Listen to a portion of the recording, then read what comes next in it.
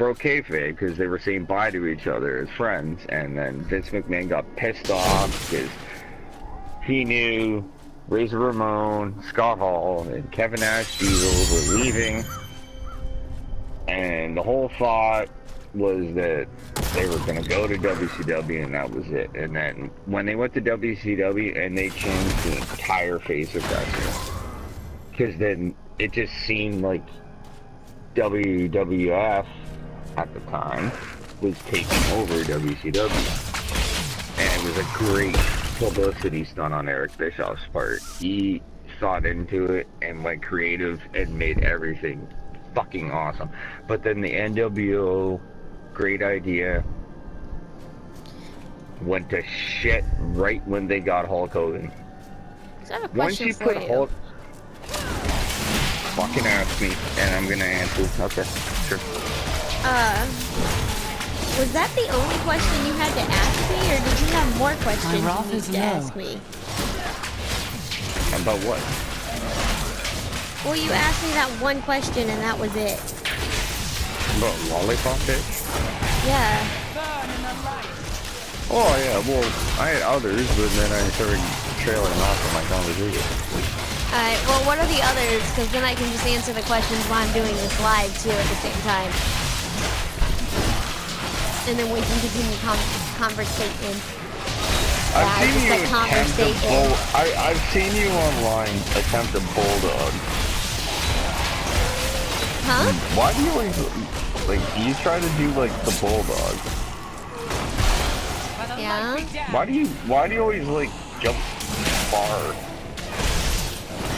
Oh, I'm an ex-cheerleader, ex-karate, and ex-gymnast, and I was a flyer in cheerleading, so it's a force of habit to get as much air as possible because it has a bigger impact on the person.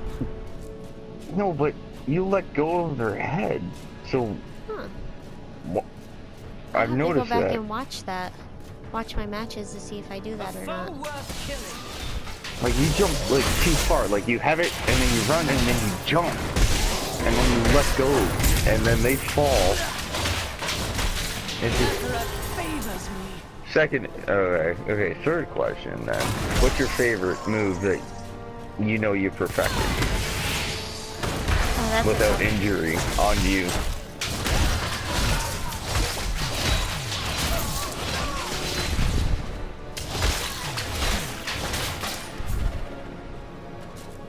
My favorite move that I have perfected without causing any injury. Yeah. I would have to say probably the 619, only because when I first started learning that, I would go home and I would have bruises all on my arms and on my rib cages and on my thighs, and now I don't have any bruises when I do it. I've gotten to the point that I don't put so much weight on the ropes. I mean, it's not like the perfect 619 because I bend my knees, but it's my best move. Word of advice, stop doing that move. Oh yeah, I don't really do it much anymore. No, you should. Rey Mysterio killed a dude doing it. Actually, they proved it wasn't that move. He was injured when he went into that move. Nah. They didn't prove that. Yeah, because if you watch the video, you can see that the guy who took that move wasn't completely there, and he landed on the rope, and Ray went for it and didn't even realize what had happened. So he didn't even hit him with it. Yeah. Okay, actually, you might be right with that, because when Ray swings for the 619, he kicks the rope and then backs out. He doesn't even hit him. Damn it, succubus! Goddamn succubus. Basically. I know. I'm gonna watch that video. They thought that he broke his neck. From what I've read from like multiple different sources, he was injured when he went to lean on the ropes. Like he was already injured prior to that. He kind of like flopped. Like, I don't know. You want to say bag of potatoes. He did kind of land weird towards it, but he grabs the rope so he's still coherent. Yeah.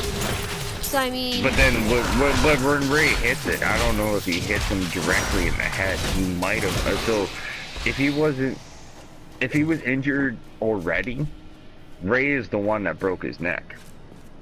Yeah, but even then, you can't really say Ray was the person who killed him, because in all honesty, when us wrestlers get into that ring, anything can happen. That could be the last match we ever do. That could be the last moment of our lives. It's just part of our jobs. Yeah. You got to be safe with each other. But look what Conan tried to do. Conan ran around and he tried to like resuscitate the guy and like tap him and then Conan finally like called off the ring, like called off the match. And then Ray's just like, I don't know what the fuck to do. And the other dude is looking around. He's like, okay, go with this dude and just pin him. We gotta end this. So they were talking to each other. You could hear the ref as well. Like something fucked up. But it's happened in like Japan many times. One of the legendary fucking wrestlers, he got killed and he had to go to the fucking hospital. Fuck is that name? Okay, what was the more of your question? Damn it. I don't even know how to say this thing's name. Mangoma. Well, I was gonna ask where you came up with your character, but I already know that Shayla Hyde is Dr. Jekyll, Mr. Hyde, so kinda understand that. That was gonna be a question, but I already figured that out.